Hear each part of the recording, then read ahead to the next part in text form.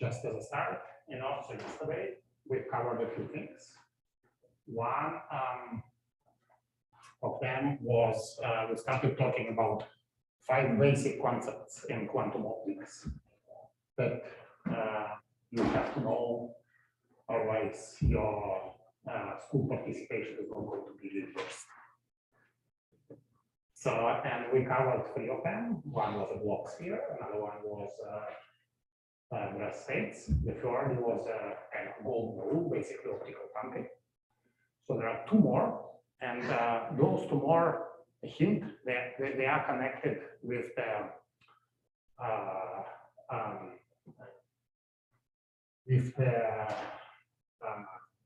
quantized nature of light. Both of them. So what they are, like if you quantize light, what are the 2 most important things?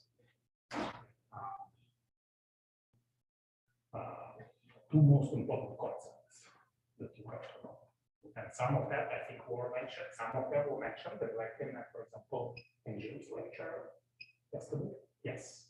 Laser cooling. Well, that's an interesting idea, suggestion. But laser cooling technically does not really require coolization of light. I mean, laser cooling does require spontaneous emission because you need to get entropy out. But other than that, there is nothing really quantum from the point of view of light. So laser cooling nicely follows some of the other concepts. For example, like subdoppler cooling can be understood very nicely. That's a classic example where the brass states and this optical pumping, is what termed, quantum Chernobyl.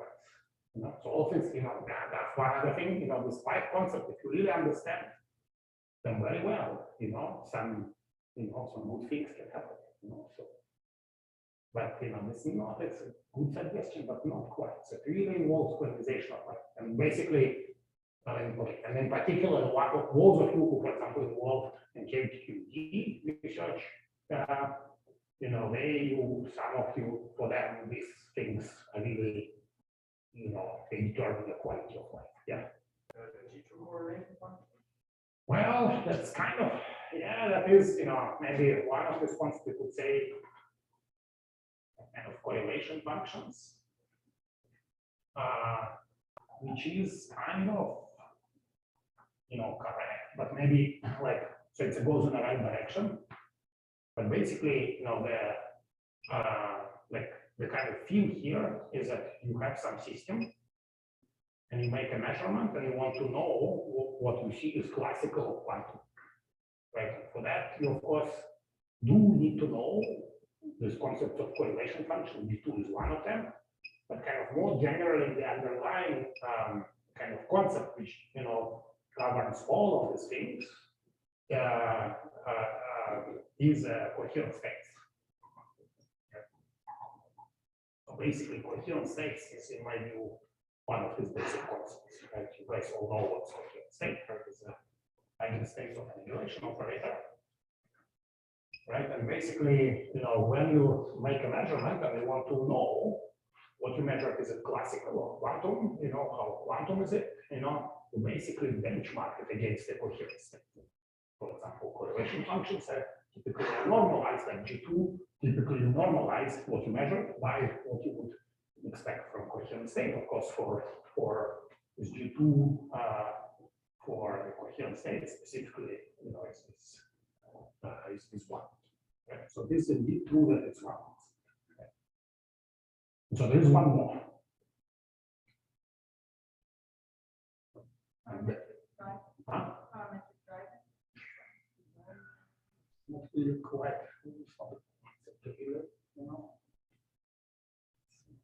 mathematic, classical, quantum. But there's another concept which truly literally determines the quality of life, and then goes to the exponent of the quality of life of your fellow students involved in KQD research. research which involves the interaction of quantized light matter. What is it? Yeah. Okay. Well, yeah, that's right. If you have no cavity, you're like,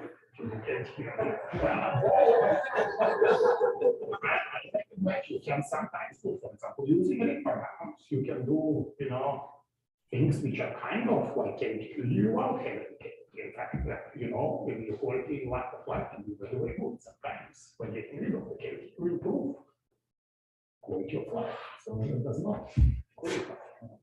Yeah. Entanglement is kind of more general concept. So I narrowed down now, I narrowed down the kind of scope down to specifically interaction of quantized light and matter. Yeah. Okay, so I guess one more. Except a little bit more. It's wacky. How can you couple two? So this is indeed, so this last thing is sometimes referred to vacuum radio frequency. It's misleading, it's kind of misleading notion. Okay, so the last concept, so this is what I'm saying before. The last concept is what I would call single photon radio frequency.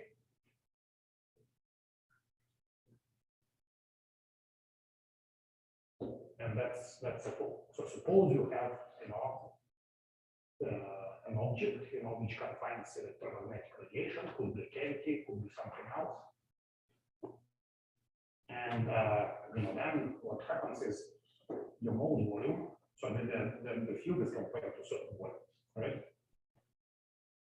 You could basically quantize the field in this volume, and you can find the electric field, which will basically correspond to the single photon, confined in this volume. And this single photon can drive the atom in principle if you put an atom in there, and this will be the single photon drive frequency. Do you know what it is? How to derive it? If you woken up like a 3 a.m. and is on.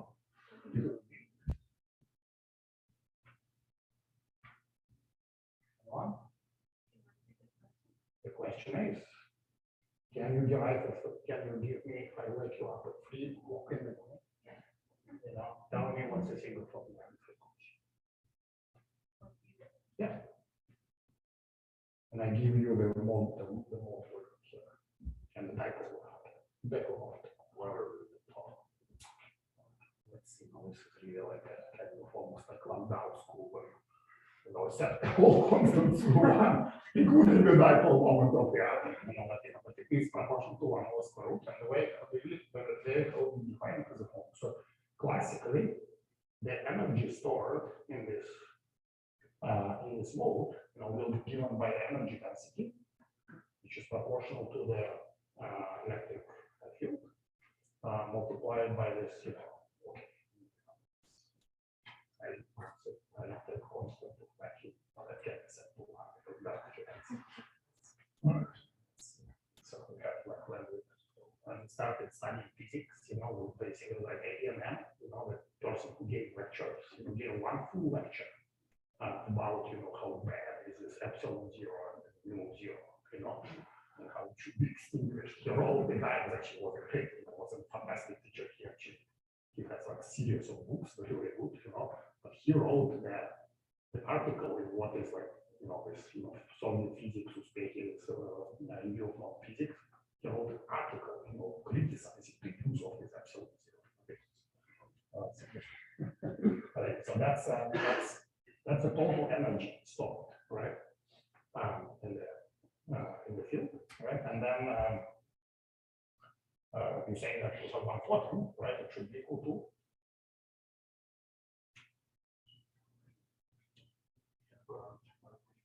a bar omega.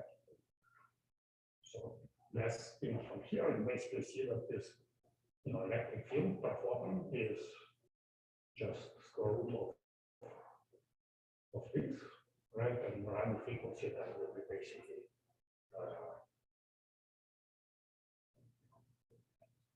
so this is a quantity which really characterizes, how strongly single photon interacts with the one, really central to all sorts of experiments where you would like to really have a quantum coupling between these two objects. So this concludes the feature presentation of 5 concepts, basic concepts, and I can guarantee these things appear in many, many different cases.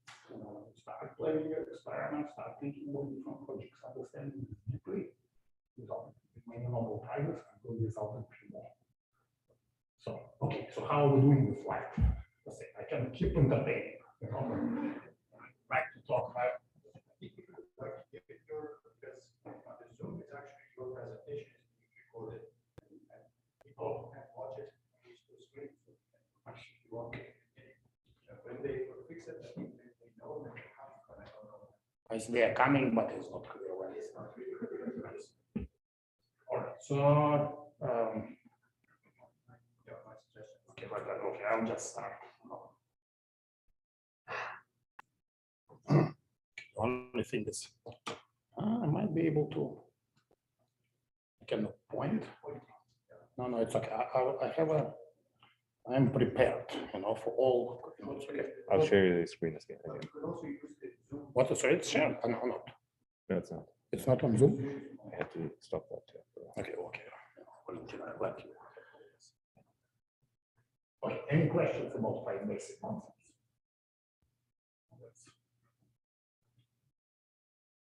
I like a list of 5. So, but if you want to add the 6th, what would you?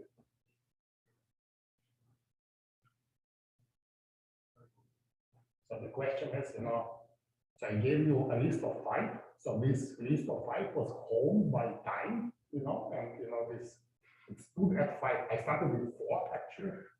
Then I'm largely to 5 by popular demand, But we are now, it's 2020s, the world is in different place, a little bit, So it's worth revisiting this. So is there something which is missing? Yeah. I would actually have avoided crossings.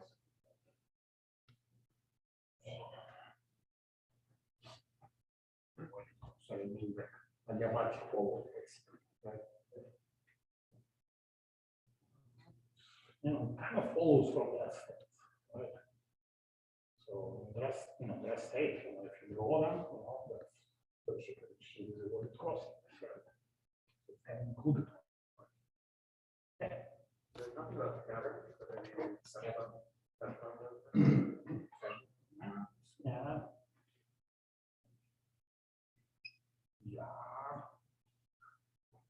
Okay, so atom photon scattering strictly is compressed at a single photon frequency. So this is, for example, from a single photon from using this as a kind of starting point. You can, for example, show that at resonance, the absorption cross section, the probability of atom interaction basically scales at resonance as lambda squared divided by basically sort of degree of localization of light. So that actually follows kind of carrying out the analysis. So the atom photon scattering is included. Yeah, you could say that atom interaction in the state of the school could not be a bad thing to do, but I'd like to have a concept associated.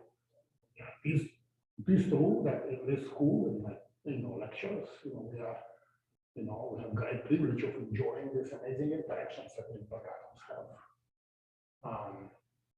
with each other, and they can be, some interactions can be understood as a result from exchange of photons, microwave photons, but they are of course in near field, so this is not quite encompassed in this concept. So one could potentially argue that something that could be a concept. All right. So Jose, I will go on. So let's see how it works. I believe I should be able to. Actually, should work. Let's see how.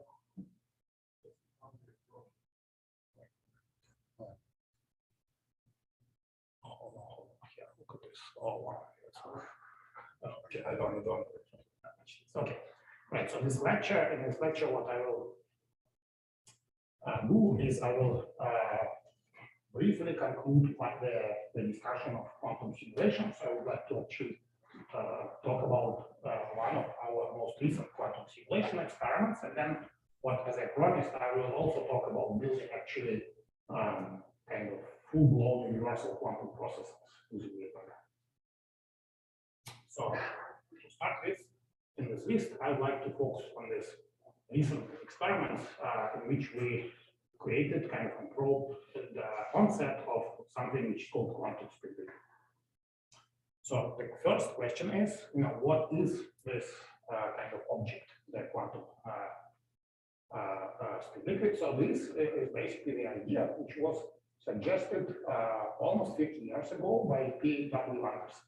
So he's a famous condensed matter physicist. At the time he started thinking about stabilities, he was already quite famous, but I was recently told that when he presented first this idea at the seminar about Bell Labs, so people basically told him, Phil, we respect you very much as a physicist, but don't, kind of don't talk about this kind of stuff.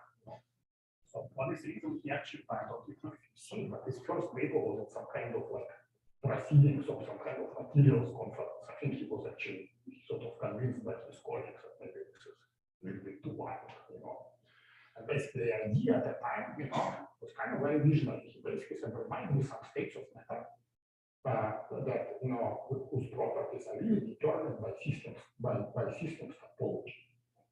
Not by some kind of local order, right? Normally, if you have a crystal, it's sort of, you have up, down, some kind of local order. Here, topology determines. And basically, he kind of speculated at the time that this will occur in systems with frustration. I don't know how well you guys can see it from here. I cannot see it very well. So because I should actually zoom in, perhaps after. Should we send people for link? I don't know if I can see. Can you guys see? Yes. Oh, I see. Yeah, okay.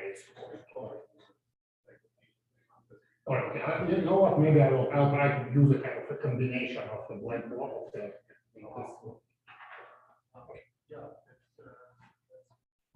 No, it's okay. Just one way. I will try to solve it. So we now recorded all 5 concepts. So basically, the idea is that states, the idea of Phil Anderson was that the states should occur in systems which have the so-called frustration. And the prototypical example of that is a triangular kind of lattice with anti-paramagnetic interaction. So suppose you have this triangular lattice, and suppose basically interaction is such which favors spins to be anti-aligned. So you can, for example, put this spin here, and then you can put this spin here. But now, where do you put the spin here? Right? Basically, no matter what you do, you will, break the, you will pay the energy penalty. And sort of people started thinking, sort of in this quantitative systems, what is it? What kind of order can be created? And then one of the sort of early ideas was the so-called dimer state. So the dimer state idea is suppose you instead of just classically aligning the spins like this, what you do, you create basically a spin singlet. So you put these spins into the state like this.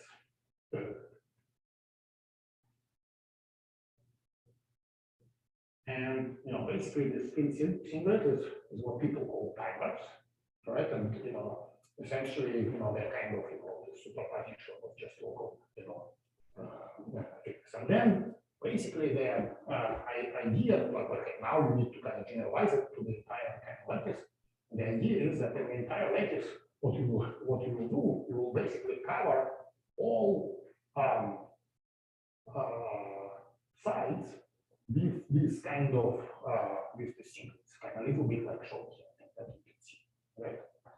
So these singlets are called dimers, sometimes they called, kind of bonds, and but of course, this is just one possible way to cover the lattice with the dimers.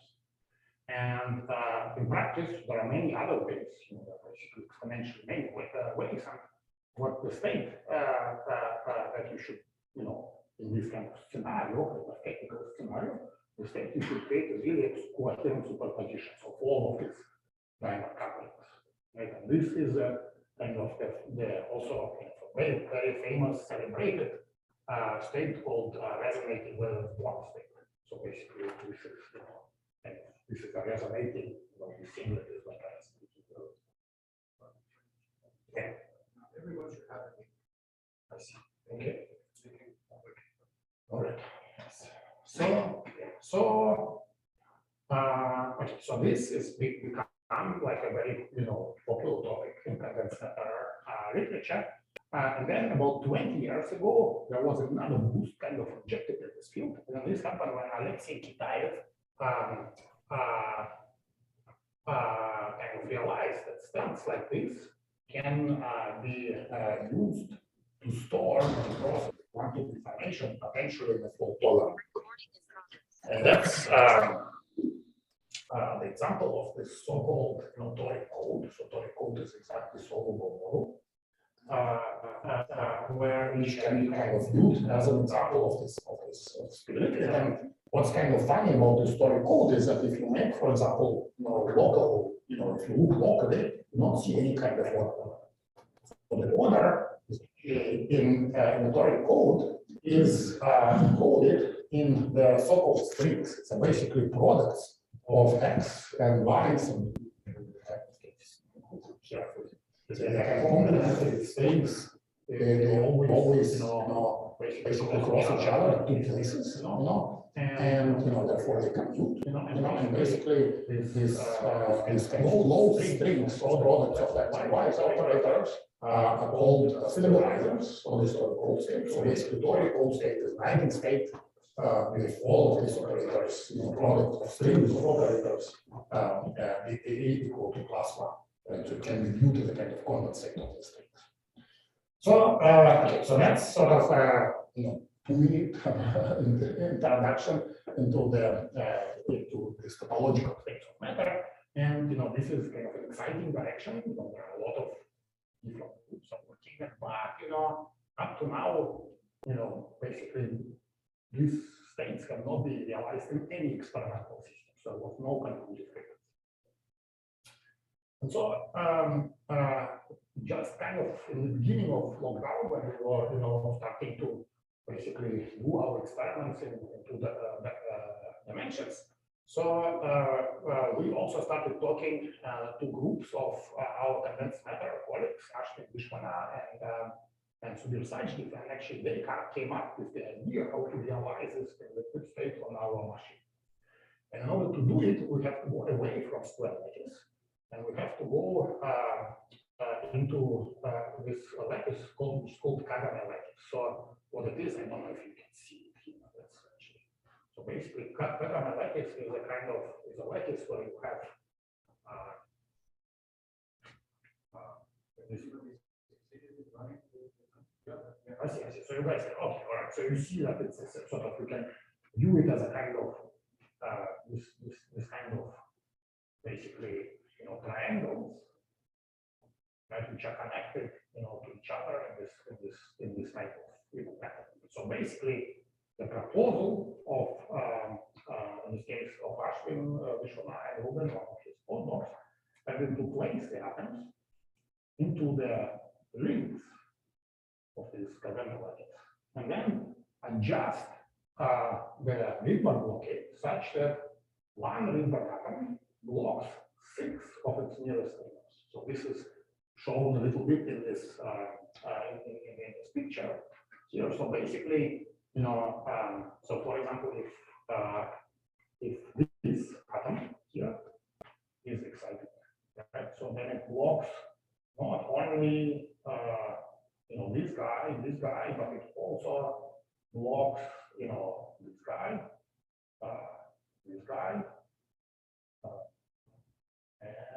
these two guys.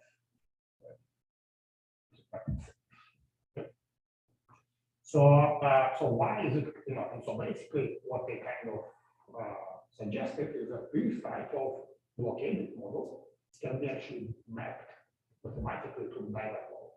Why is that and how is it happen? So suppose we associate the dimer basically with each Rydberg atom. So what it means is that, basically, so there will be like a dimer that you can draw here. And what this blockade constraint really enables, because you cannot excite any of these guys, you can basically not put any dimer here such that it will touch this dimer. Right? It's exactly this dimer constraint. So you can excite, you can have a Rydberg atom, for example, here. Right? It will be another dimer, right? And but no, these two dimers, they don't touch each other. That's kind of the key thing. So basically, so that's the idea, kind of this mapping, and then basically if you now derive the atoms in such a way to maximize the number of Rydberg atoms subject to this constraint, so you should really create the state which is one of these dimer column. And in certain parameter regime, we predicted that what we should do is we should create the state which is indeed superposition of all of these different dimer coverings, which would be the quantum speed state. So okay, so the question is now, like how can we create and probe this state? It's actually not completely trivial, as you will see. But one thing we could do is we could really try to just prepare the lattice. And this is this lattice, basically it's a kagome lattice with atoms sitting on the links of the lattice. It's sometimes also called qubit lattice. And basically we could do, for example, adiabatic sweep and just take a picture, take a snapshot of atoms, and if you can see what is shown on this picture, you can basically see that the state, which is a typical image out of many different types of images, basically the state which we create is kind of approximately consistent with the dimer states. There are some gyrations of dimer constraints sometimes, but really also you see that there is no obvious local order here. Basically, if we repeat this experiment on each shot, we get a different snapshot. Right? It's completely so if there is no local order. So okay, so how do we actually, what do we do to really kind of verify if we have a topological order? So one thing which we can do is we could try to do some kind of macroscopic observable, and one thing would be to try to see if we can basically enter some kind of plateau which would correspond to this dimer states. That's kind of the stuff that people in quantum Hall effect are using. That so once the way how they see that you have a quantum Hall, you have a little kind of plateau. So we can kind of do it, and indeed, what you see is this now is what's plotted as a number of Rydberg atoms per lattice side as a function of laser detuning. So it's when basically when you do this ramp mathematically, what you see is that indeed around n equals to 1/4, there is something which somewhat resembles a plateau, and it's not very rigid, but something is happening. But again, how do you know what is going on? So to basically kind of verify and study this topological order, what we need to do, we need to make measurements of non-local operators. And these operators are like this kind of string operators in a toric code. So they're basically, product of some kind of, X's and Z's operators. So that's what's, for example, that's how we identify the presence of the toric code. So the state which we should create, here create is of kind of toric code type. So in principle, it's reasonable to think about this kind of strings, but what are these strings? And one of the strings is actually relatively easy to understand. That's a so-called Z string, and we can understand this kind of as follows. So suppose we make a loop which basically crosses these links like this, and a kind of it goes, crosses, it's perpendicular to this link. So, in this case, if you have basically kind of, if this guy goes around just one vertex, right? So if there is one dimer which touches this vertex, clearly the product of these Z operators will correspond to basically, up and, Rydberg up and down. The product of these of the Z operators will be equal to -1. The reason is that, if one of these guys is excited, none of these other guys should be excited. That there are basically, four of them. So the total product is, 1, 1, 1, -1. Okay. So, and if you have a perfect dimer covering, then what will happen is that every vertex will be touched at more with exactly one dimer, right? So therefore, if you just have a small loop, it will be -1. Moreover, if you now generalize it, so if you generalize it to a larger loop, for example, a loop like this, then what will happen is that, but so basically what will happen is that for a larger loop, the parity, the total parity of your precise operators will be -1 times the number of vertices, which is covered by this loop. So basically, every vertex contributes -1, right? And this, should be the kind of result. So this is, by the way, a version of the Gauss law. So the state, it turns out, can be described by lattice gauge theory. So this is actually a Gauss law for this lattice gauge theory. And this is the kind of stuff which you of course cannot measure. It will have all snapshots, for all measurements. And basically, indeed, what we find is that as we kind of enter this spin liquid state, we observe that this kind of closed loops, start developing on zero parity signal, as shown here. And basically, the larger, we can see signals from, pretty large loops covering, most of this system of 200 or so atoms which we create. However, we also clearly see if you have a larger loop, then the signal is small. So the signal is not zero, but it kind of decreases. So basically, what this shows is that we make a transition into kind of approximate, dimer state. Right? That is basically, corresponds to approximate, dimer. Each snapshot corresponds approximately Dynamical. Yes. How do you realize No. So what we remember, then we do the experiment and then we take a picture of atoms, right? So this is just, we have access to all of this information. We can just, come on in, guys. So we're waiting and there are some people. Because I think you have to go higher. Okay, yeah, actually, We can take a break. maybe we can take a break. So why don't tell them to come in 10 minutes because I have some fun movies afterwards. Yeah, so make give it, 10 minutes. And 10 minutes? Yeah, exactly. Yes, then we'll take 5 minutes break. And that I will try. So yes, so this, these guys, they are very easy to evaluate. So now I will do something which is a little bit harder. So what now we need to do is we need to show that we have not just these dimer states, but we need to show that we have a coherent superposition of the dimer states. So that is actually kind of harder to understand and to explain. In order to do it, we basically need to measure some kind of off-diagonal operator. So this off-diagonal operator can be actually defined as acting on one of these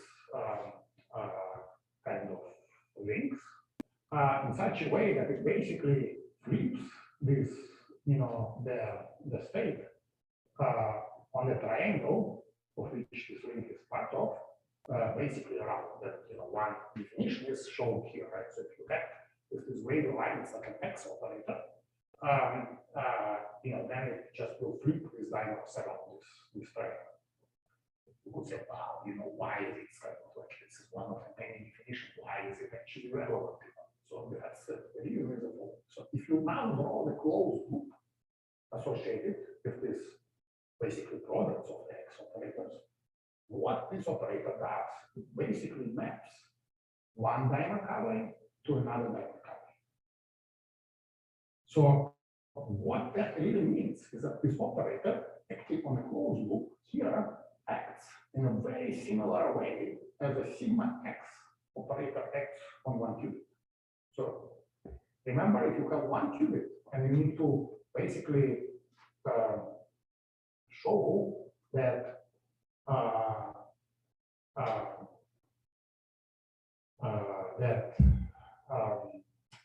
that you have some coherence, right? So what you need to do, you basically need to measure the expectation value of sigma X, right? Because sigma X, is plus or minus 1. You have a superposition of 0 plus 1. And sigma X is exactly the operator which switches one qubit state to another qubit state. So that's a spin flip operator. Okay? So basically, in this kind of wall of these dimers, this closed loop of X is exactly corresponds to the sigma X. Does it make sense? All right. So now the question is how to measure this sigma X. And this is somewhat non-trivial.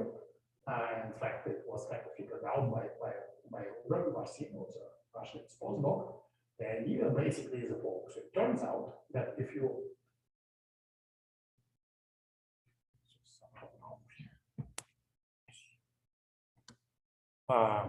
it turns out that you can actually convert this kind of sigma X operator into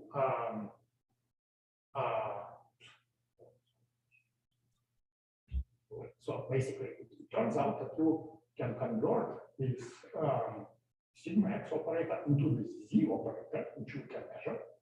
And the way how it's done is essentially what you need to do. You need to do kind of collective rotation on this, on each triangle. So basically what you need to do, you need to kind of apply the pulse, which will change the basis in each of these triangles. From one sort of, it's kind of effectively like, just qubit, and you just need to make a sort of, certain rotation, which will change the basis between this triangle from sort of one to another. And the way how to do it is basically change the Rydberg blockade. So initially we had, Rydberg blockade extending across, several of these triangles. So what we need to do, we need to reduce the radius, blockade radius a little bit, and then basically do this rotation. So it's very easy to do on paper. It requires basically changing the laser power by just a small factor of 200, but I will not go into. So basically, this Julia and others guys make it to work, and indeed after that we can measure this, this X loops, and also we find that we have non-zero signal, across large parts of the array. So this data basically shows that we have a signature of the coherence between this diagram. So that's how we know that it's a kind of coherence propagation. So now with all of these tools, how do we know, if we're entering in liquid state or not? So and the reason why it's not so obvious is because our kind of parity signals are not perfect, they're not all equals to 1. Right? Actually, even theoretically they should not be because of fluctuations. It's kind of binary subspace. So the way how we actually kind of convinced ourselves that we are in the right phase is by probing topological properties of this state. And specifically, the idea here is to compare the signal which we get from closed loops versus open states. And this kind of signature is quite dramatic. So here, what we do is we basically compare the signal from the closed loop with kind of equivalent, equivalently similarly long, basically, signal from the open state. And what you see here is that as we enter this kind of timer phase, we have a large signal, parity signal from closed loop, and the signal from open state is at zero. If we do measurement for X, similar things happen. So initially both of them are on zero, but then when we enter this, this kind of spin liquid regime, one of them, basically drops down. Here, basically, one of them drops down to zero, and the other one is fine. Actually, it turns out that one can, kind of develop sort of rigorous understanding of that by using, something that's called, BFFM order parameters. Kind of comes from the lattice gauge theories, which was developed some like 80s or so. So when I once gave a talk in front of one of these guys, one BFFM guys, and he said, "Oh God, over 40 experimentalists who never, my papers." So, but anyway, so basically, but anyway, so basically, the idea is that to essentially, that's a ratio between these open strings and closed strings, and this ratio should be, zero, while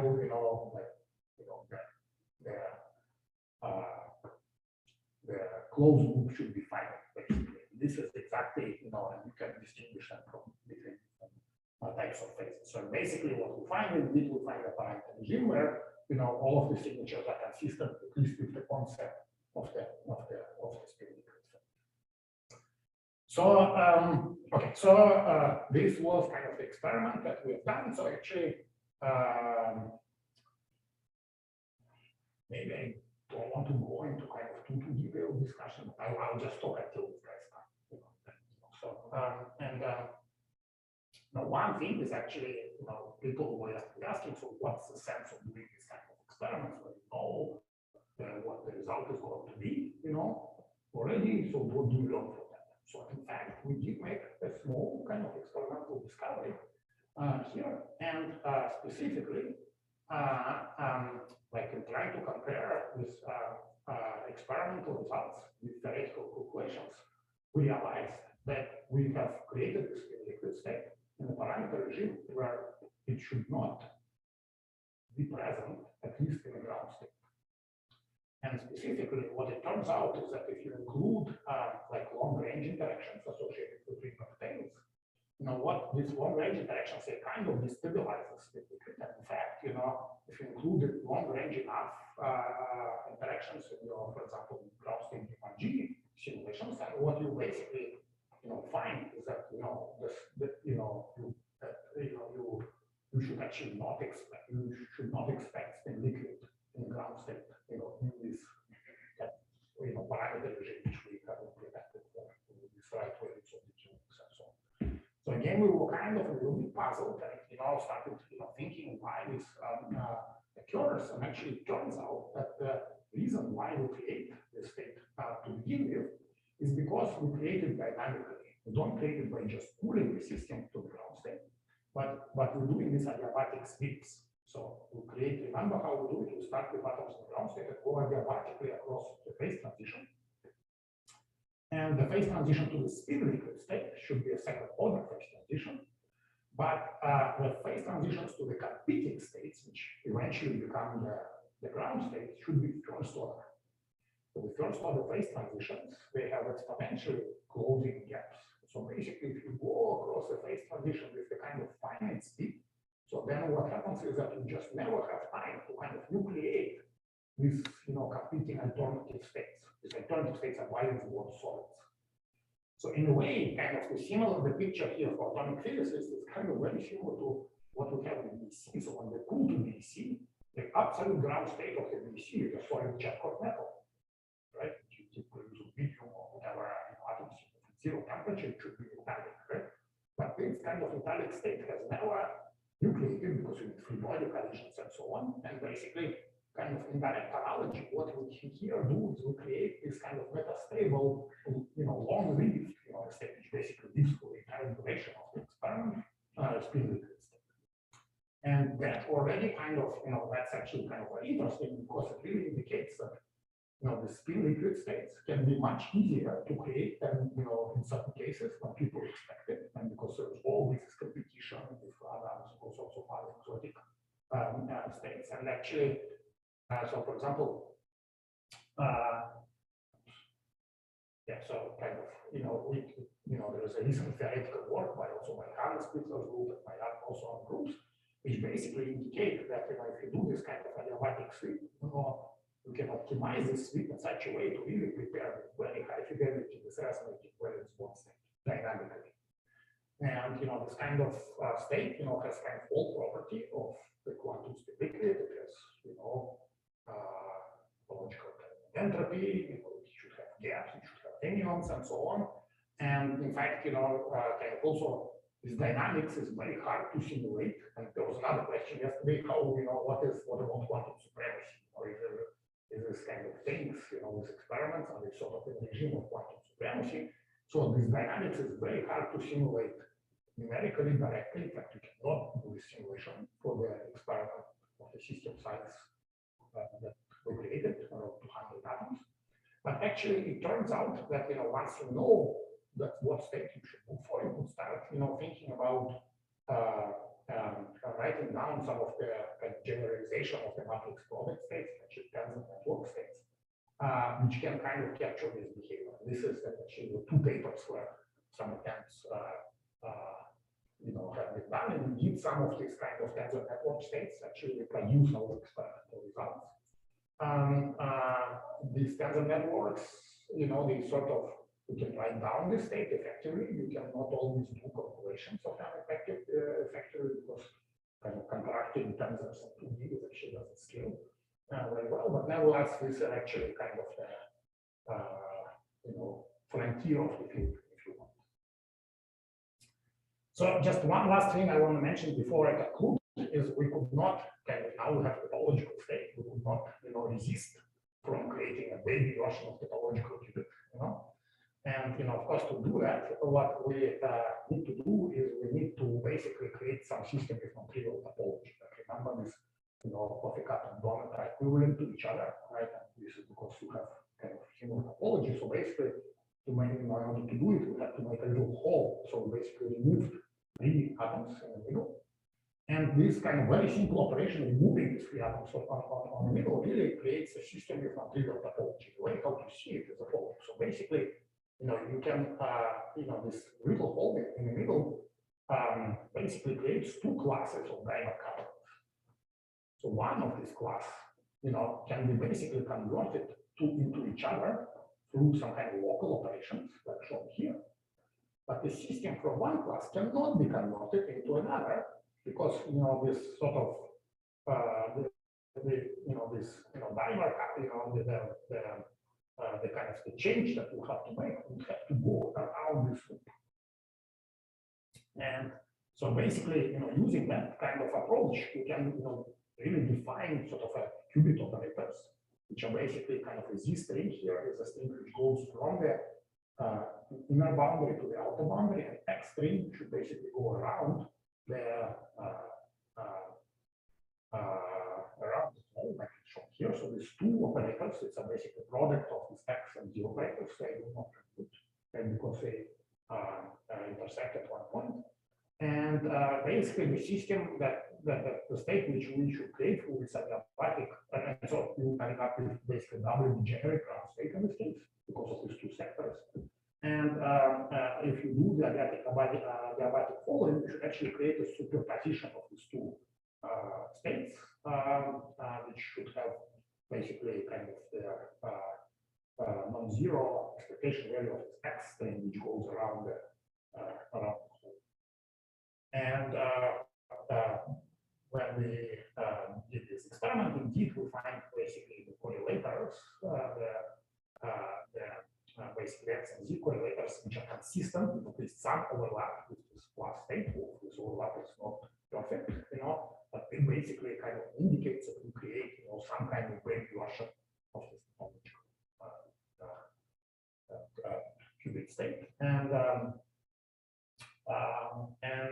so that's sort of experiment. So it's actually a very exciting frontier because now one can start, using it as a kind of a canvas as a playground to do all sorts of cool experiments. For example, create, by just using laser beams, create some kind of anionic excitations, move them around, So basically, this is a picture from the physics today from maybe 10 or so years ago. I think the artist who drew it must have thought that physicists just, gotten completely crazy, But this is the stuff that we can actually implement now using this kind of laser beams. Okay, so maybe this is a good point to stop here, and I promise, after that, will be kind of some movies, some entertainment. Yeah. Yeah, there are questions. I have questions. Any questions? Okay.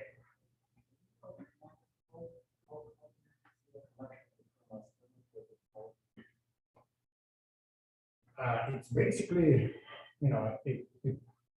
it is the phase of matter which is in the same universality class, and in terms of practical measurement, basically, so Topological is an example of spin liquid, which is defined, which is stabilized by products of these operators corresponding to the closed loops, right? And that's why. So the only thing which is special about Toric code is that it's an exactly solvable model, and as such, people call it has basically zero correlation length. So it's essentially kind of one specific point, where all of these, operators are perfectly defined on perfect states, and perfect loops. So what we created, and what generally spin liquid or Toric code types would have similar properties, except for their kind of stabilizers would not be just products of individual, kind of Z or X operators, but they, would, people sometimes call that they would correspond to something which is called like pattern loops. So basically, in a Toric code, we have this, just loops or products of X, right? And in more general, kind of not exactly solvable cases, what you need to do, you need to look at, basically operators which correspond to not just these, but also some of the neighbors. So basically need to fathom this loop set, like to get perfect, kind of unique events. And that's actually the reason why in our case, even with even in the ideal case, we should not expect that our product should be always one, right? Because the actual set of stabilizers will be this kind of pattern loops, and not just individual product of individual X and X. So now, to summarize, Toric code is kind of a fixed point of a much broader class of states, the spin liquid states, and that's we implement one of these. So basically, what pattern loops means that it's, it's, for example, X sitting on the state with some mixture of X's and Z's around it. So it's kind of, if you want, rest kind of operator,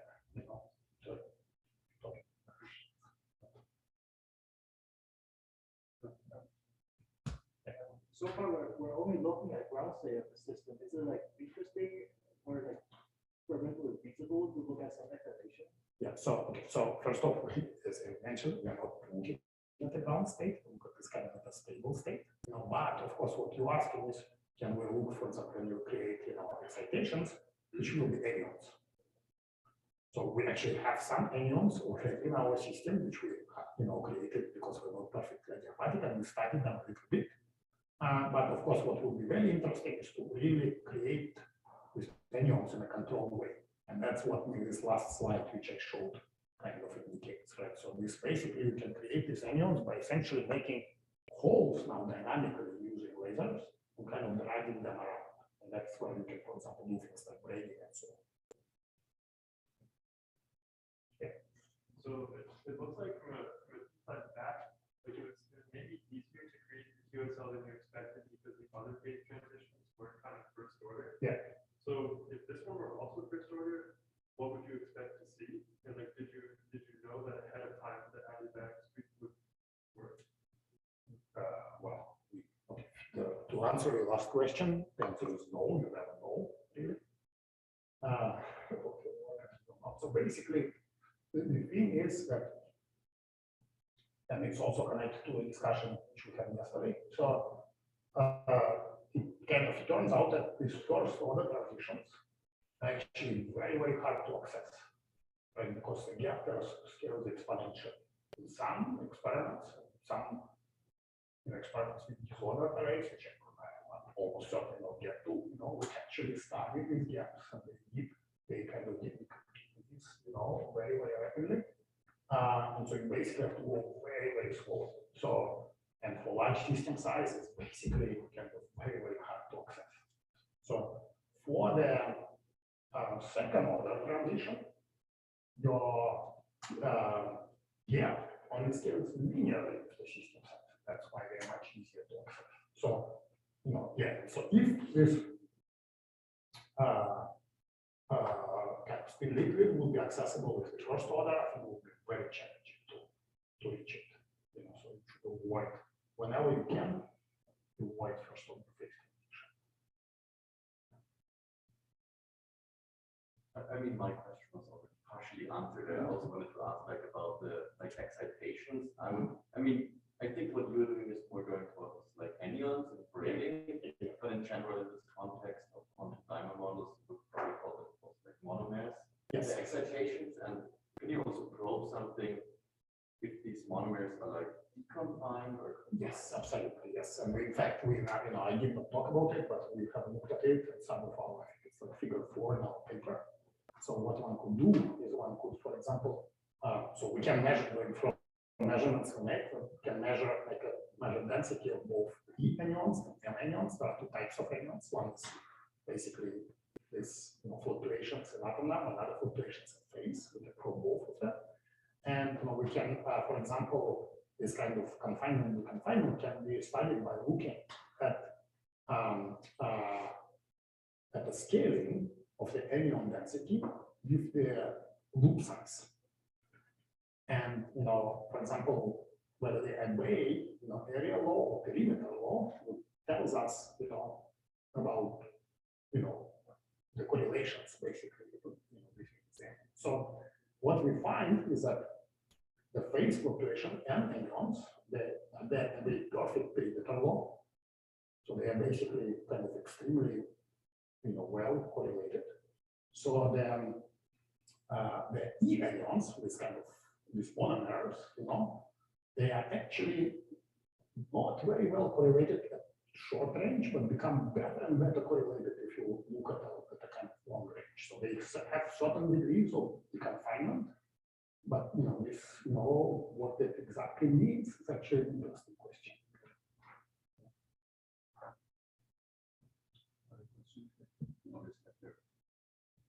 Sorry, big one. Yeah. Maybe another big one. So yesterday you mentioned that you measure this universal scaling properties when you go into this checkerboard phase.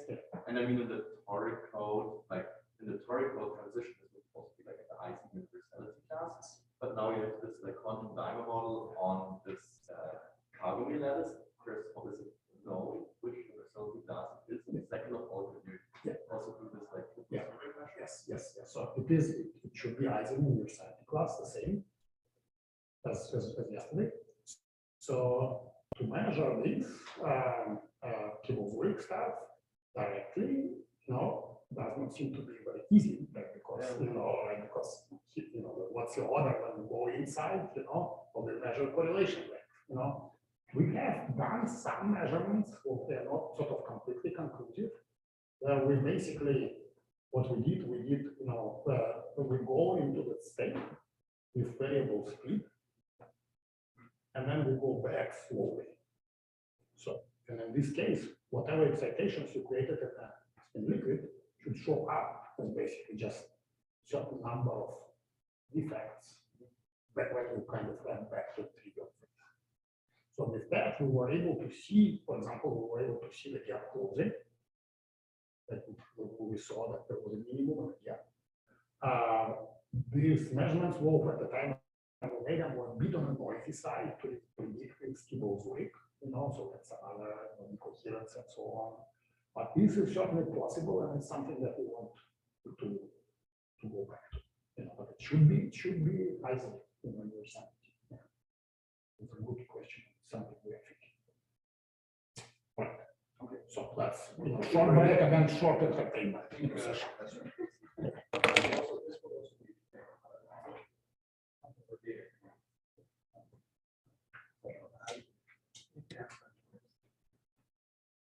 As a quick follow-up, but how would you measure the gap directly? I'll just sorry.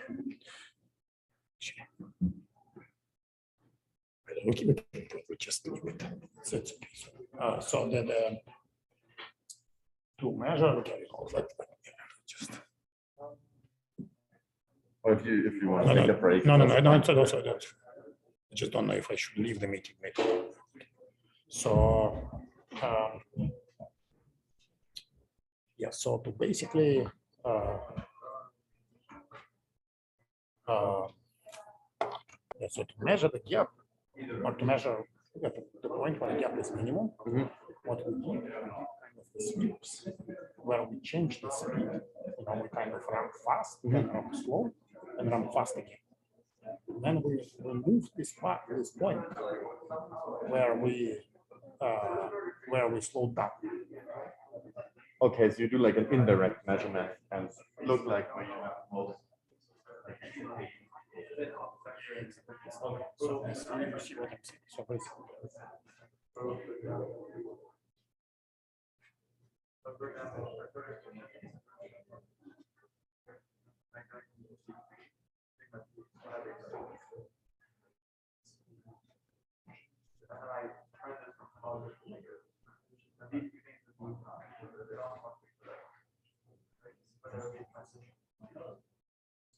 So this is an example of like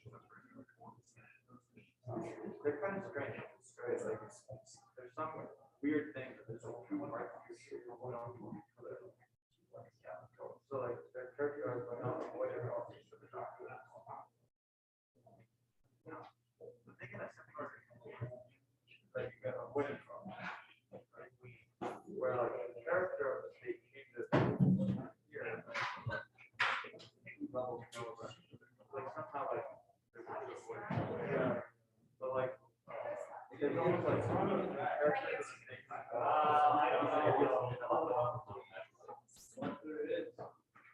like not like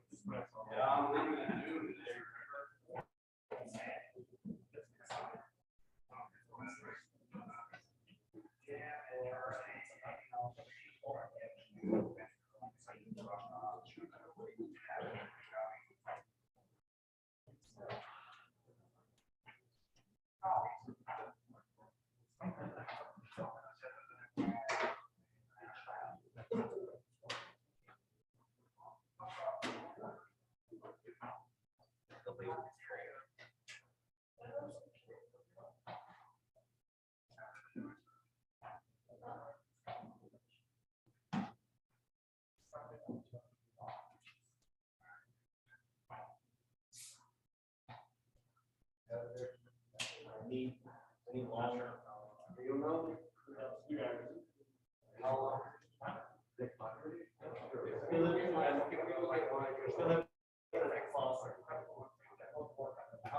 long as the pump is that is. How big is the screw? I got a real long bill. It's like big. You know, it's not that big. I think it's 6 big. But it's small. Yeah. Hang on. Oh, so it's like a robustness, like that you go right from it.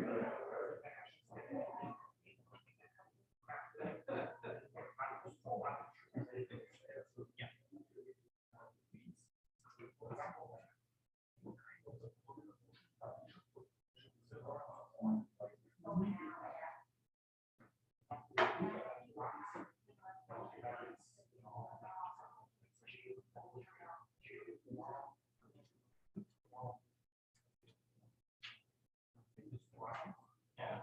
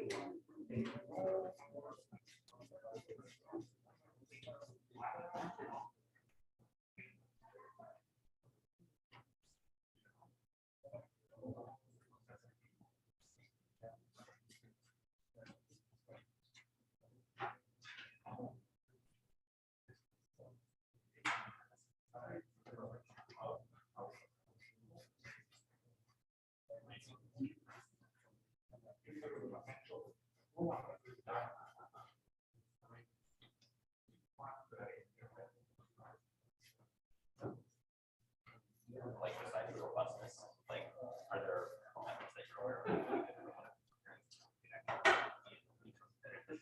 Given that it would be ground state that's not necessarily. It depends on what the. I think, yeah.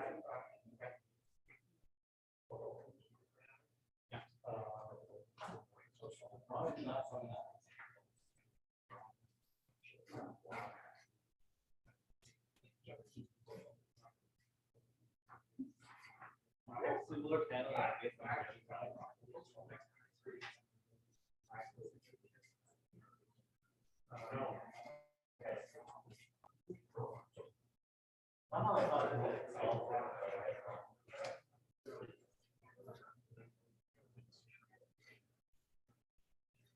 Be really long.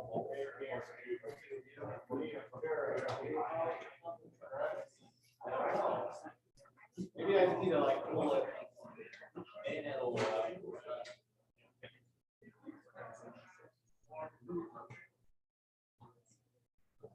This is not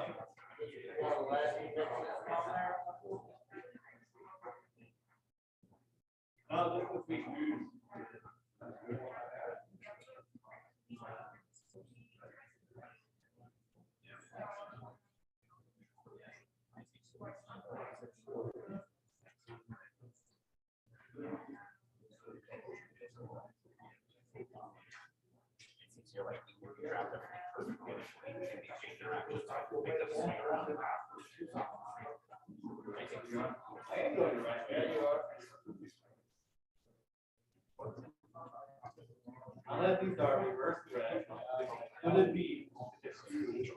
Only time you can reverse thread, these are thread.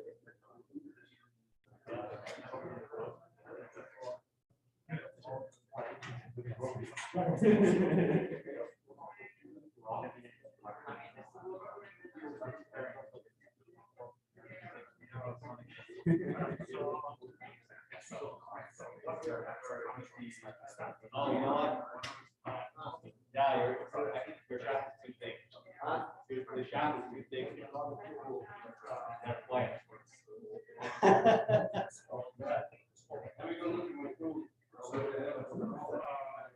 I'll get money.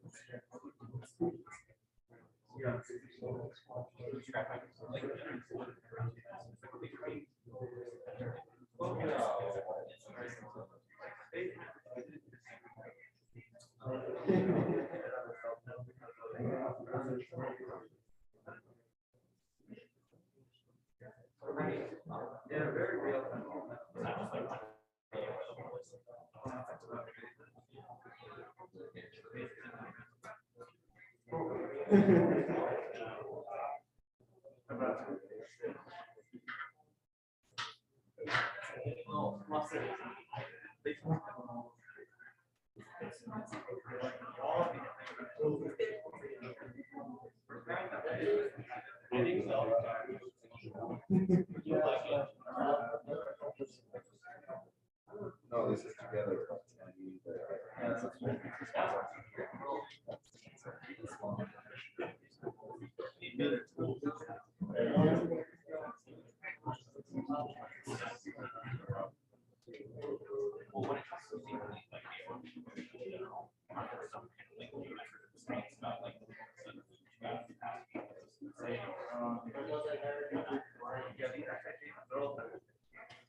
You did. So I thought.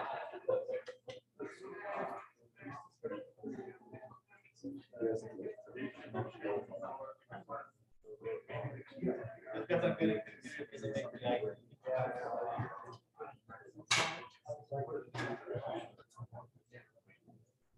Well, yeah.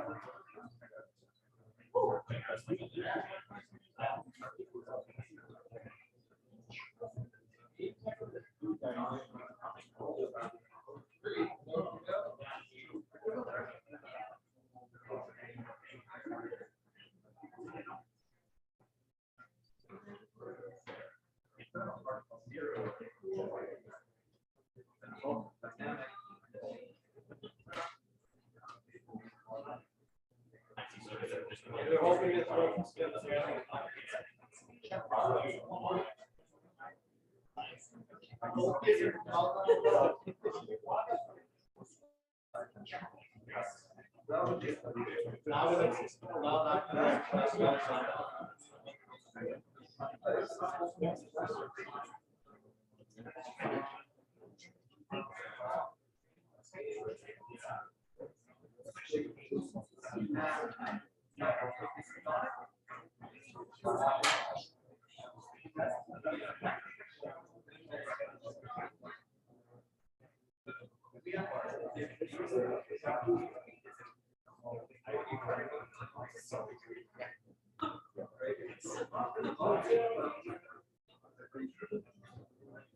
When I get there,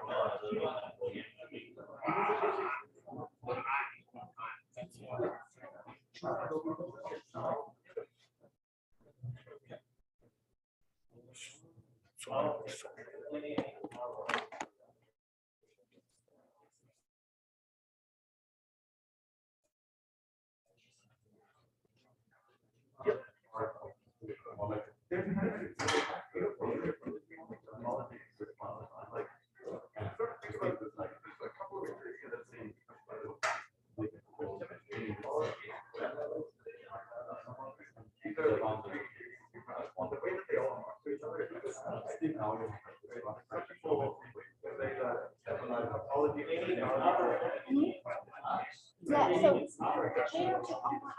so they took all my eyes. So you're supposed to bring me some back, and the guy who brought it loaded it back up. Yeah, so I thought he's gonna bring it extra fun. So I'll have some. And now he's full of snacks.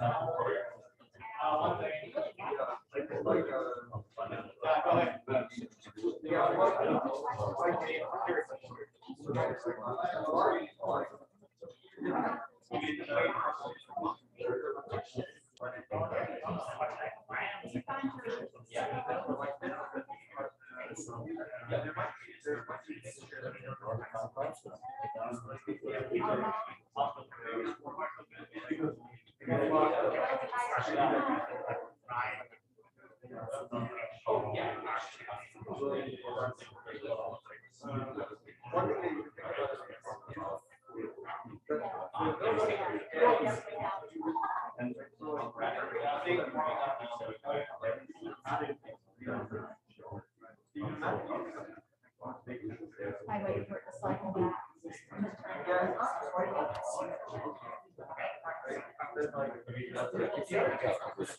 We're sorry, Very, yeah. very thin.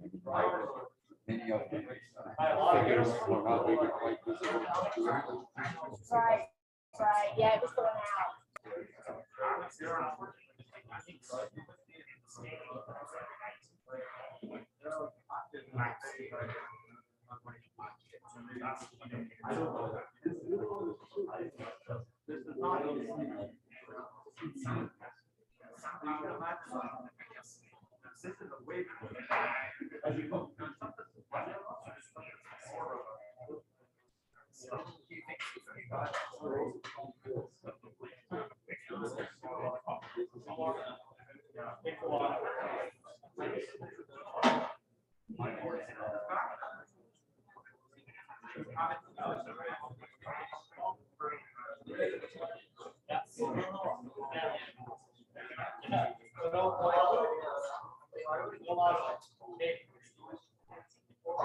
Huh?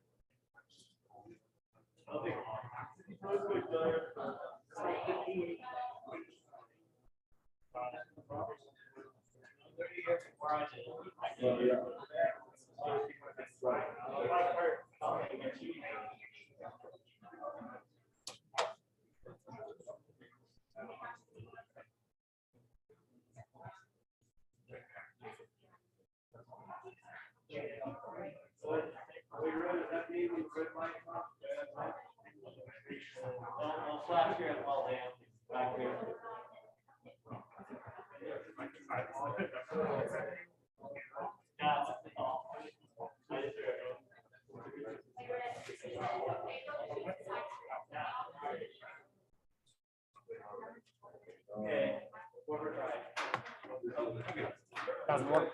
Well, apparently the lamp they have is also not.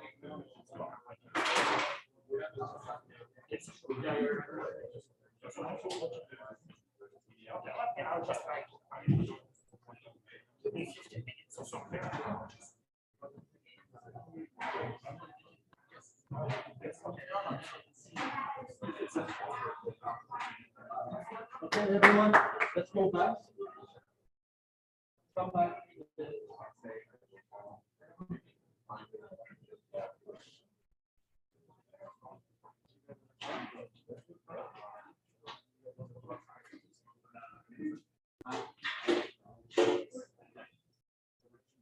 Okay, I think we, even time, will maintain sort of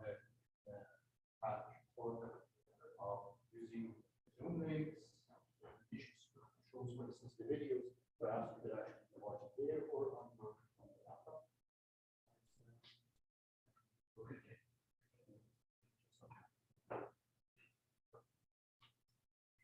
You should be about a minute and after that, we will not have a break.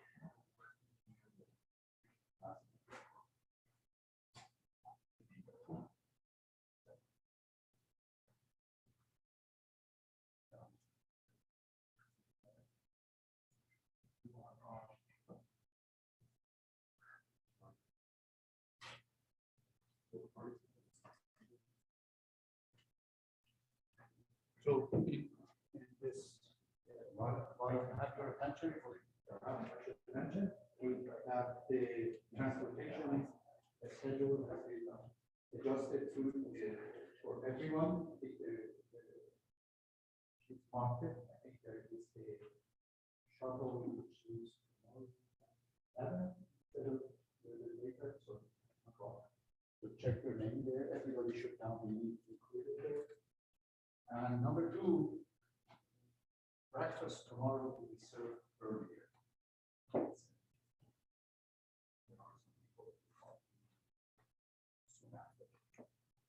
All right. Okay. So I think all of the names have remained. I think so. It should be good.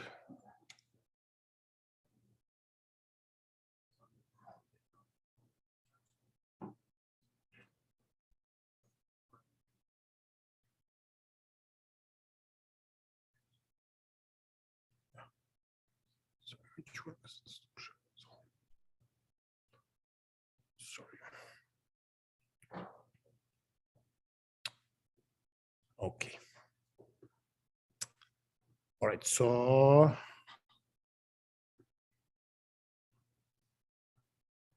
how does I need to also connect?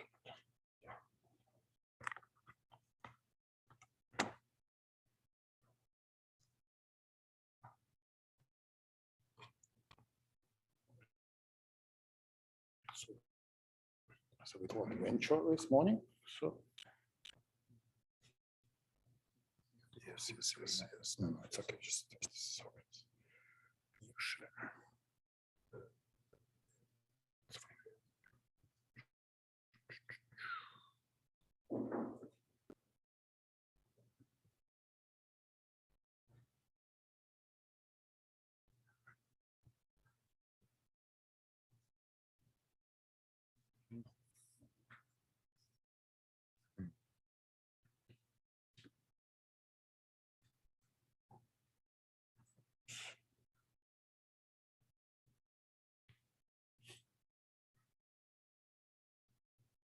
I think maybe sometimes when the Zoom sessions they run long, maybe they become good.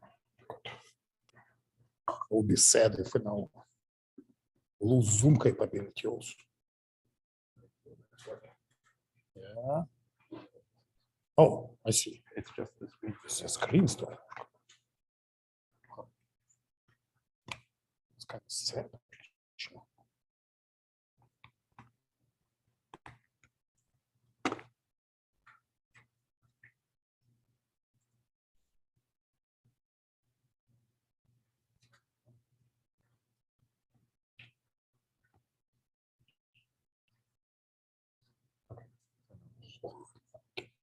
Let me just.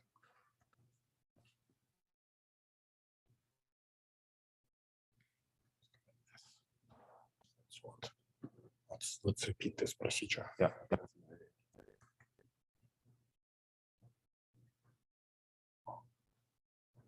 Now it works on the screen, so now if you just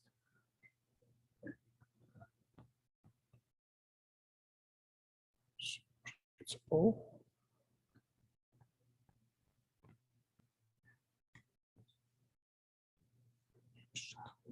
It's one or another. there's more neither after this guy.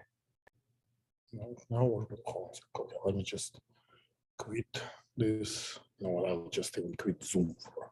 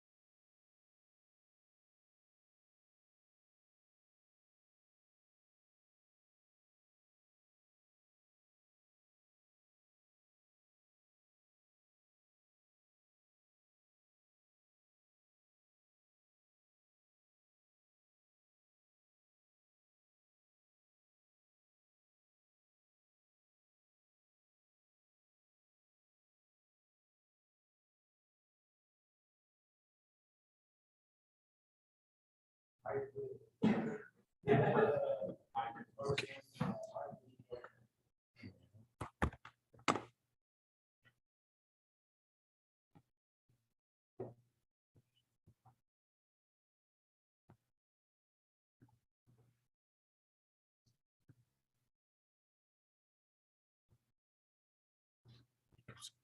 Understand why is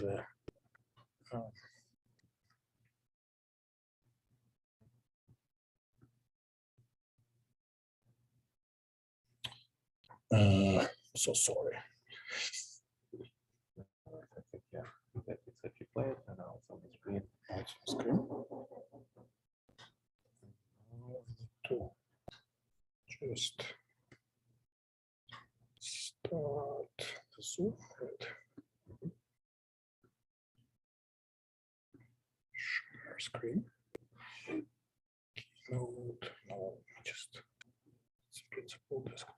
Not let me just do this. Get rid of one of this keynote.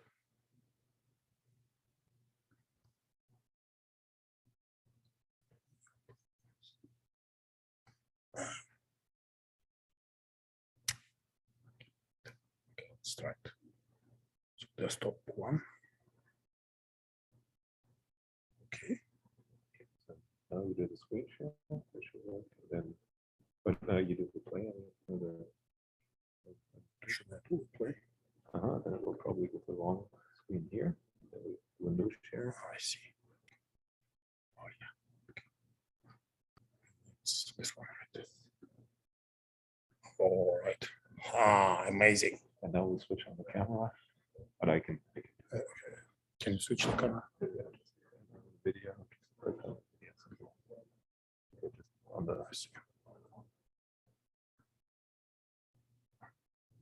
Okay. But except for now, it's show navigator.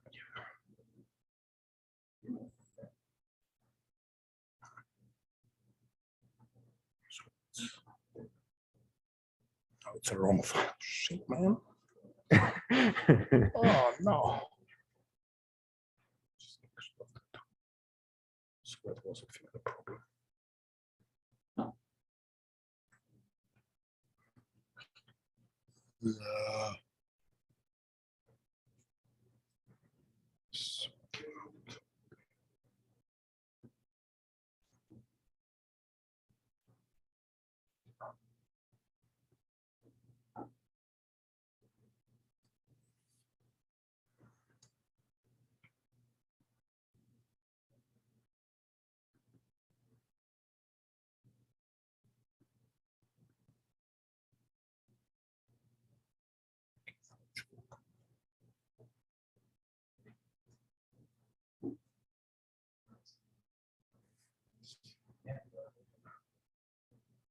Sure.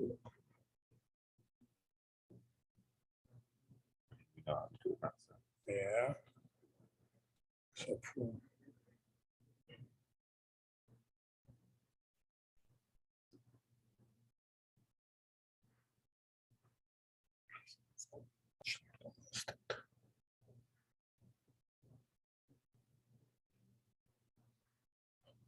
perhaps it's open somewhere else. Let's talk to.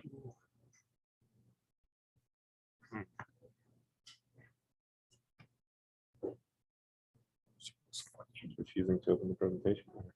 Hear this?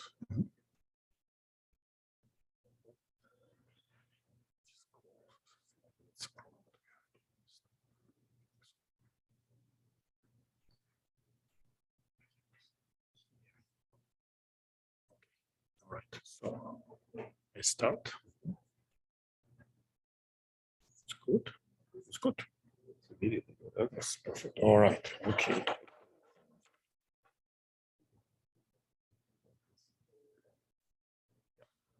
All right. Okay. So,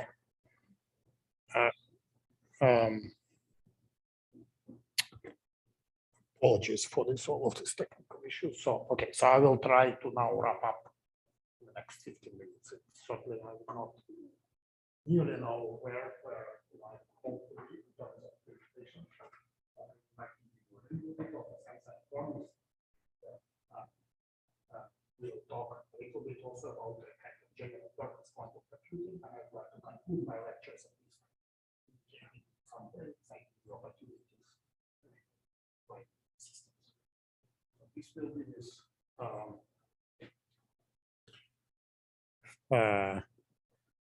kind of last part of the presentation. It will actually involve some units. All right, so basically up to now, what we have done is we talk all of the experiments which I have shown to go before the width and the ground and the superposition. One can do a lot of cool things with that. But there are some limitations. So first off, Rydberg states they have finite lifetime. So the state which we decide to not think it has a lifetime, a normal lifetime of 100 microseconds. Actually, what we measure shorter. Even. And Rydberg states that is the ones which we use are not correct. Finally, the kind of set gate set which we can implement due to the blockade is not completely reversible. That we cannot program the operations of, for example, control gates. And this is a stuff which we do already like for a long time. Also, in fact, in one of the very early papers on the subject, we kind of started thinking about the ideas where you actually go one-to-one transformation. Some in this kind of ground state rainfall, for example, 5x5 transitions, which corresponds to microwave transition frequency, and then basically the idea there that the lifetime in the state should be very long, and then just when you need to execute, for example, something inside the atoms. So there have been several experiments up to now using this kind of arrangement. Geology, some of disappointing news, at least up to maybe 2 years ago, that the gate operations fidelity was actually, or in other words, the probability of error was typically quite high.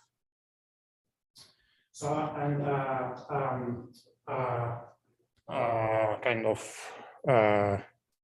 let's see how we can kind of change that. So basically, the idea here is a follow. So to basically take advantage of this ground state encoding, we should actually implement one of these kind of universal gates in the control node, or put the control phase gate. So what control phase gate, I don't know if you see it, but it's basically it's a gate where you basically interface into the state 1-1 and none or others, or so you have non-trivial phase into the state 1. And actually some of the gates, the ways to do it were already outlined in this, in this papers of 2000s, but actually at the time we were also looking for the gate, which would be fast and such that you don't need to basically excite the Rydberg atoms independently. And we spent a lot of time and we did not figure out the way how to do it.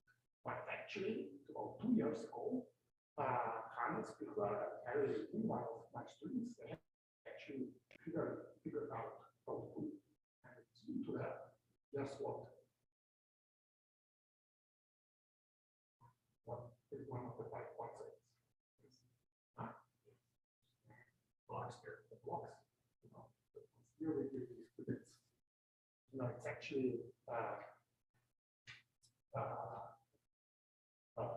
understanding how blocks theory evolves is the key. And the idea is basically the following. So if you have the states, which are coded in states 0, 0, and 1, 1, then you have basically 4 combinations of states. So the state 0, 0 is not excited by, suppose you drive both atoms simultaneously. So 0, 0 state will not get excited.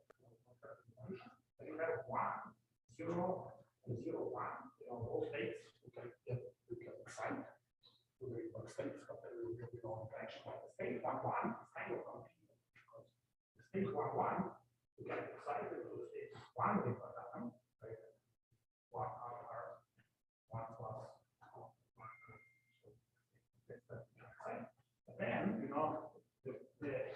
path to R is blocked. And what kind of, because here you can decide, one atom or another. So the radio frequency for this transition will actually be enhanced by square root of 2, because you have two atoms which can be excited. So here, the radio frequency will be negative. Here, it will be negative. So basically, we can now have blocks here, for all these types of states and these types of states, but they will be kind of different. And with all this, you have to now kind of choreograph this rotation in such a way that both of them, at the end of rotation, come back to the ground state, but pick up different states. And that's what, Harry and Hannes came up with. So it turns out that you have to basically have like two you have a sequence of two rotations around different axes of blocks, and this basically implement exactly this desired directions. So if the things, different things. So this is, I should say, the best known Rydberg gate, but now there are many rotations of input level. It's the best Rydberg gate, which is known, it's the highest fidelity. It was implemented now on our lab and also in other labs. It's kind of known as the Rydberg. So basically, this is kind of our limitation from 2 years ago. What we did is we did it in parallel for several atom pairs, and that's kind of what you do.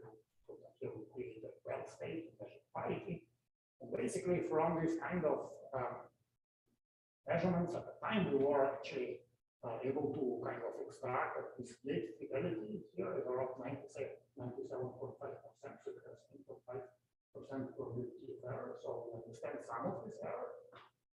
So actually, since there was a lot of questions, one can actually extend it to multi-gate, and then we'll talk about that. So this is kind of basically like a level system which we use to implement it. So we encode qubits in clock states with amps of f equals 0, and we rotate qubits by using random transitions, and we then excite this state 1, the upper state, to the Rydberg state to quantum conditions. So I must say, when we work with Rydberg manifold, we keep stretch state. So then the radio frequency for Rydberg is actually higher, and it makes it so it's lower. So it result these operations, for the given laser power, a little bit, lower fidelity. In fact, one can sort of look at our budget. So actually, from this, 2.5% error, 1.5% error is very easy to understand. We should easily improve with the power. There is 1%, which is sort of unaccounted for. We believe that it's probably due to laser noise. There was some discussion about that, but it's, we'll have to check. So improving, as you will see, improving this gate fidelity is the single most important task, which we are facing in terms of at least the digital quantum computer application.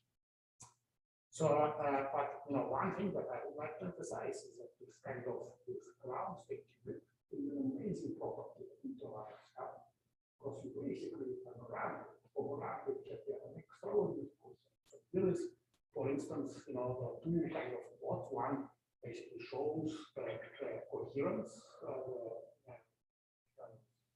coherence we get on this hyperfine transition, so which basically lasts for a second. While appropriate laser pulses, also, using this kind of random transitions, basically, adjusting, right sort of we can deploy easily like thousands of pulses. For example, in this case, is a dynamical coupling, quasi-dynamical coupling, which just works extraordinarily well. Okay, so all of that, in principle, there are many other systems which can do that. Entanglement for the line, years, why is it,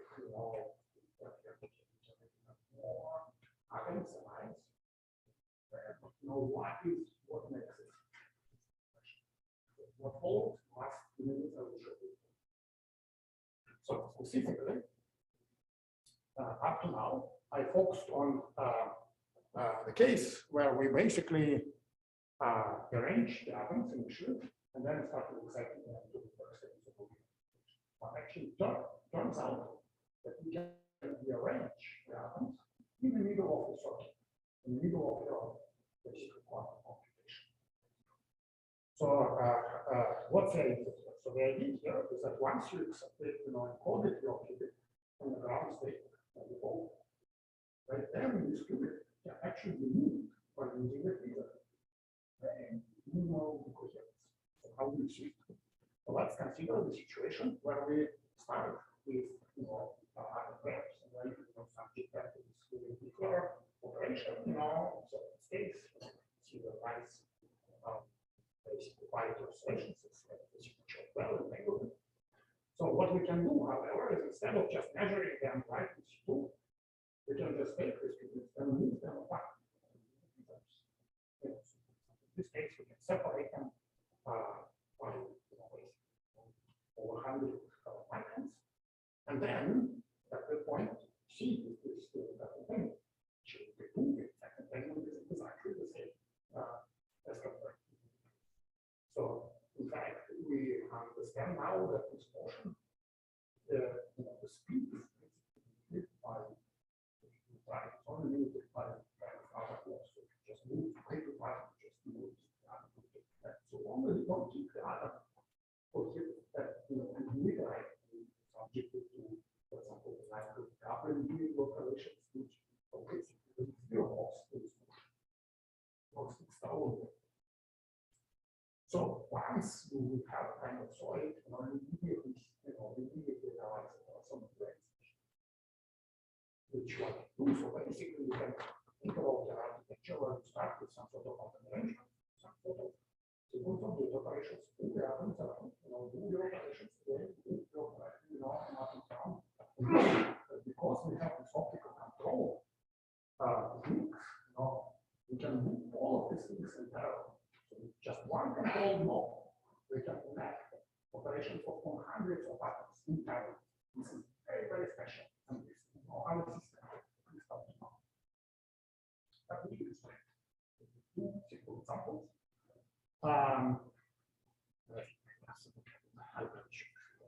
So the first example is kind of, so almost trivial, is generation of the cluster state. You guys know what the cluster state is? Is there someone who doesn't know? Anyone knows? Yeah, so the reminder is, so basically there are this class of entangled states, which are called cluster states. And cluster states, basically the states where we prepare this class state. And then just execute a very simple control phase separation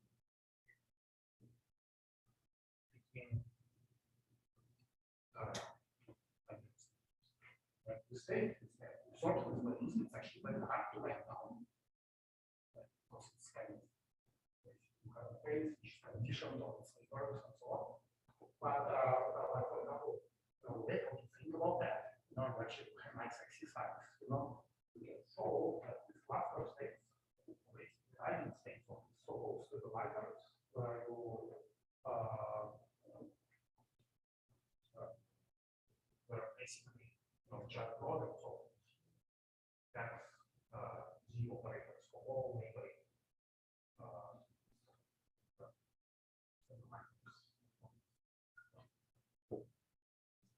so basically all of them, what you say that this all actually one.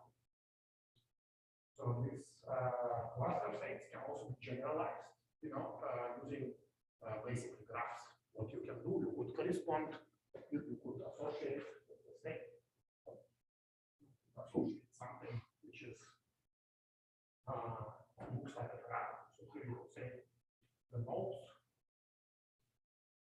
of the graph are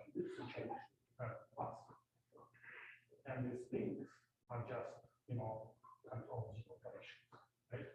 This is only one type of graph. We can go all sorts of different graphs. So basically, G state is a graph state.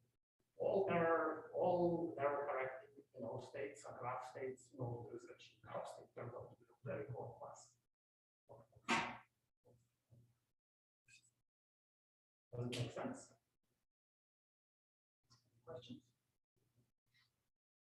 The graph is not a tree graph, which the order is getting for us, like, No. So three cluster states are very important class of states that could be used for a collection. For example, it's not people like the quantum photonics guys hope that this three cluster states will give them a vehicle, this has to be detected. It will get smooth.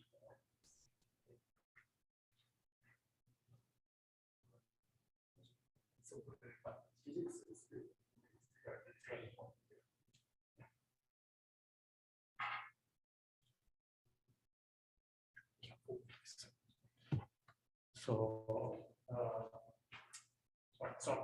So this state, here, basically all include control the operations from the universe. So we can implement the state into one step. Is the start is pairs of qubits. We just execute this, shine light on that, execute control the operation. So then we just move, one atom from one layer to another, and then, do another step, right?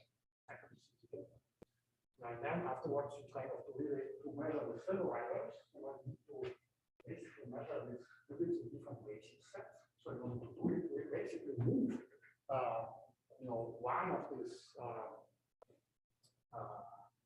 qubits basically, in a different zone, and then we can basically visualize groups again, which rotate, some of them in the X basis, move some of them in the Y basis. Basically, there is a measurement of all stabilizers. So that's basically stabilizers exactly of the kind that I used. Does it make sense? Okay, so let me just to conclude. So now, of course, we can implement all sorts of graphs. So in fact, using this approach, we implemented just in a sequence, basically.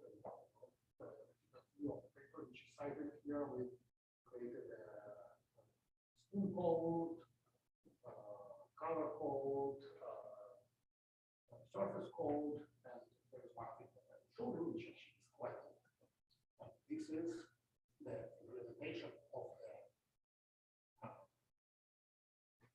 again toric code, but now implemented on the torus.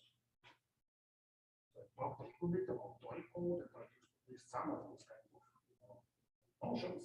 Like I mentioned, this code, the information in this kind of strings of X and Z's.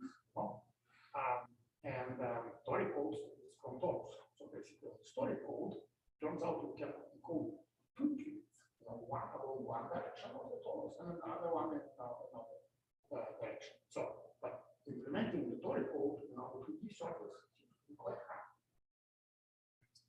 So how can we do it? Well, actually, it turns out that the toric code is a graph state. With this graph, which has no local connectivity. For example, the connectivity should basically go from one side to both sides.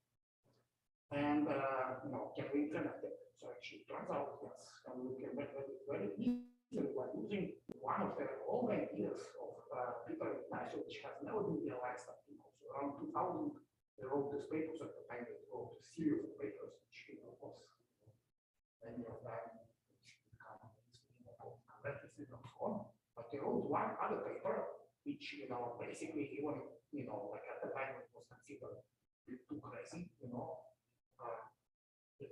fact, up to now, no one has achieved that.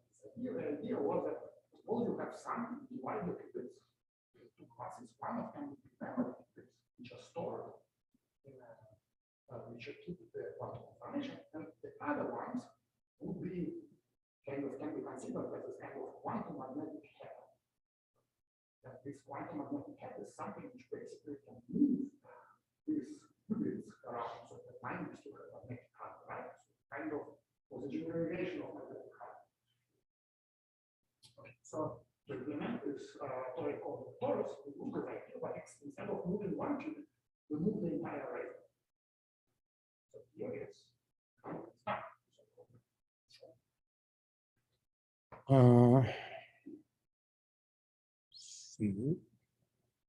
Okay, so we start basically with 8 ancillary qubits, which we move around in such a way to basically kind of entangle them, you know, with the right type of memory qubits. So these ancillary qubits are here, the red qubits on the lower plot, and basically these little, you know, dots. So what you will see now is basically a movie showing how this that it actually work or not. Yeah, so it works. Yeah.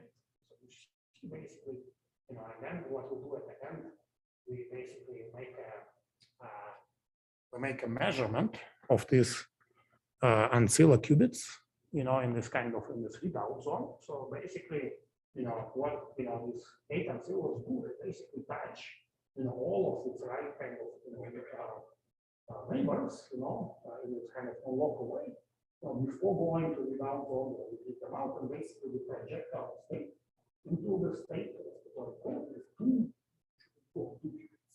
And indeed, you know, if we then make a measurement of these 2 qubits, you know, and basically one is encoded in one direction, another one is encoded in another direction. What we find is not only we find that this we have this, you know, certain non-zero expectation value, but we also now have measurement of all stabilizers, all of these, you know, things which are required for error correction. And basically, we can do error correction, and what you see here is basically one of these qubits, you know, which is one connected by a longer direction, is basically error corrects to one, and another qubit, which is connected by a shorter direction, does not quite to one, but still error corrects to some large number. Okay, so I think I have basically used up my time. So we can keep going, so you can see immediately here, for example, what we can do. We can also create hybrid analog digital. Analog situation. And then, for example, some kind of data. For example, how we measure, you know, things like, you know, data dynamic. So I mentioned yesterday, basically just move pairs. You can create 2 copies of the states and move pairs from these 2 copies each other, and basically make a bell hash.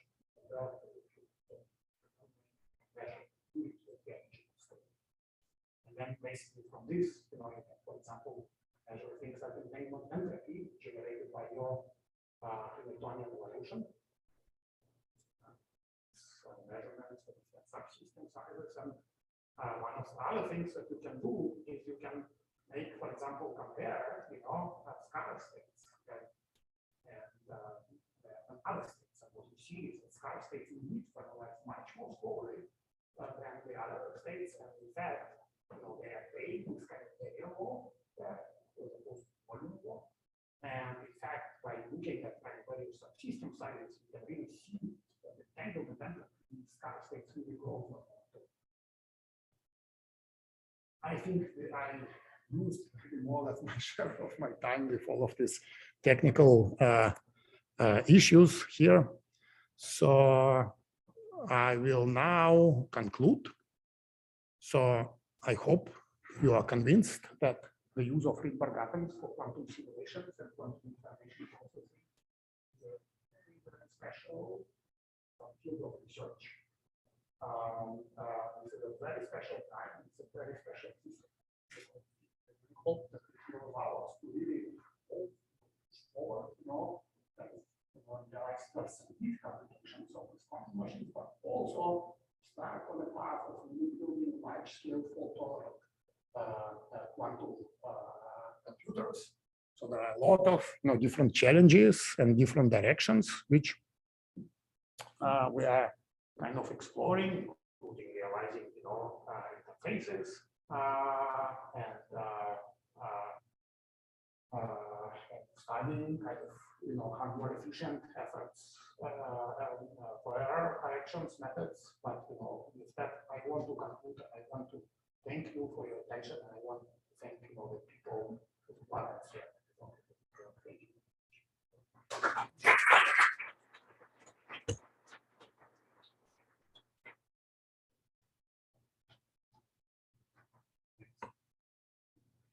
Everyone else? Yes. Through this So the classical, unprovoked. yes, the classical, methods, did not work very well. There were questions before we go to break, but if there are 2, 3 questions.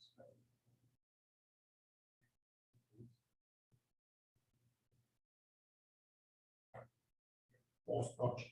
Yeah, of course, there have been people gathering in front of you during the forced time out. So I think, yeah, go for it. Sure, go for it. You did this kind of measurement, I want to ask you yesterday. Yeah. And you it's about and measure in a different time the space, but you are still also here. Yeah, keep going. Yeah. So I just want to ask, did you do measurements during like very long pulse, or did you do different measurements for different times? For different pulse times? So, Is it the same state, is it the same? no, so what we do, okay, so for this measurement here, what we do basically, so everything now is slow here. But it's when we zoom. So basically, like for these measurements, what we literally do, we take 2 chains. I will prepare the whole ground state, then turn on Rydberg Newtonian. That's the generic formalizing state. Or I turn it and then afterwards we will break the wall because we can't stop it. Then bring this to orbits. Then do this inequality measure. 1. So for the other case, what we do is by hand prepare anti-fiber state. In this case, what we use a pattern of local mechanics. Some real local control to basically excite every other atom. And then we apply the secret on the wall. Was back stop. So going back to this.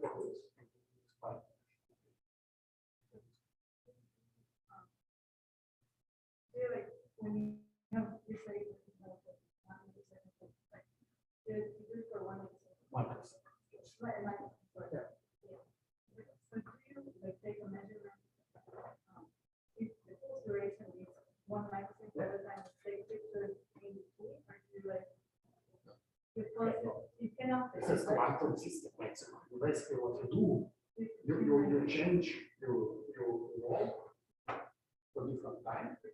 So, because if you would measure it below, Yeah. of course. Okay. Yes.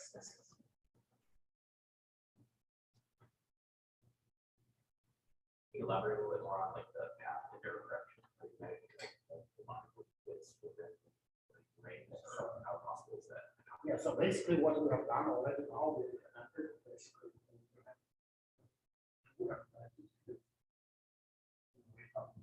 And also, in fact, by the one you show knowledge, so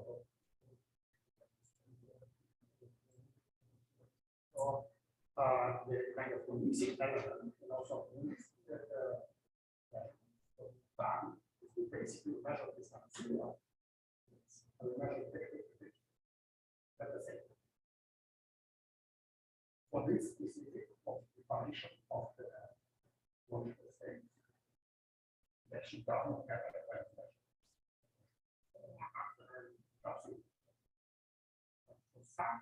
And for some logic operations,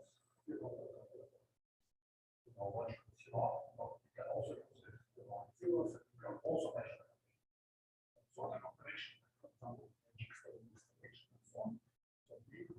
require for this integrating for what's known as like and sales. Keeping other options. So this is what we can do now. Right now,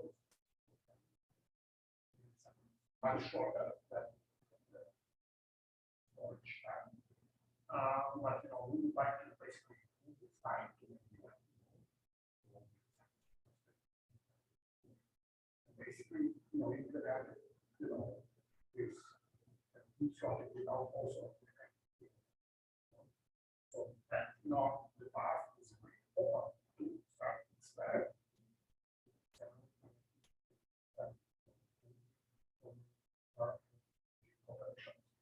And of course, the challenges that, all of these things, okay.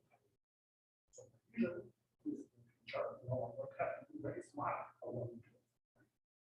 So basically, you want that our stakeholders.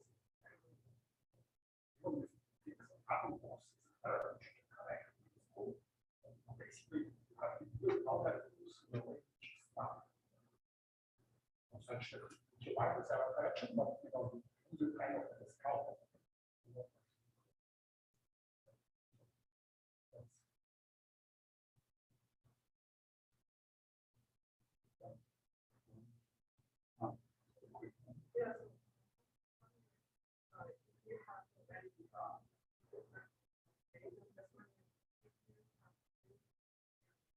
Arrow fraction, arrow by rather than Yeah, we're done. Yeah, that's what I showed. we already have the and you can like post action. But I'm wondering if there's an arrow, you can just wrap the arrow. Yes, so we can do both arrow detection and arrow correction. So in a way, surface code, a lot of the stuff is software. So we've analyzed that. If you look at supplementary conditional paper, we would both have arrow detection and arrow correction. And both work, of course, arrow detection works much better in our application.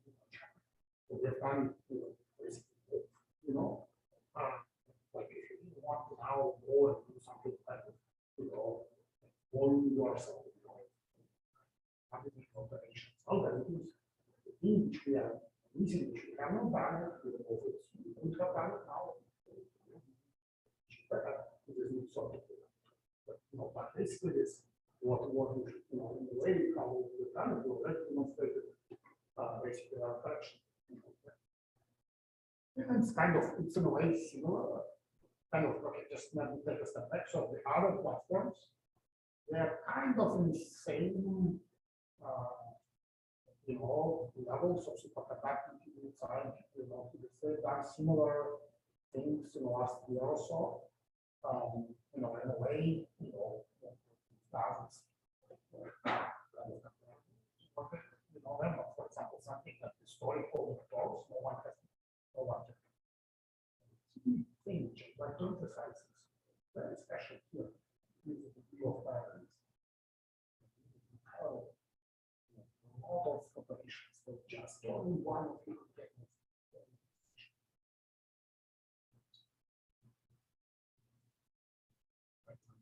Special Thank thanks. you.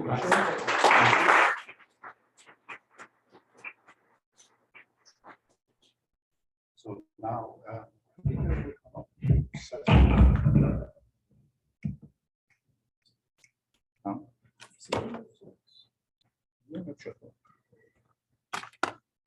It works except for this. It's not.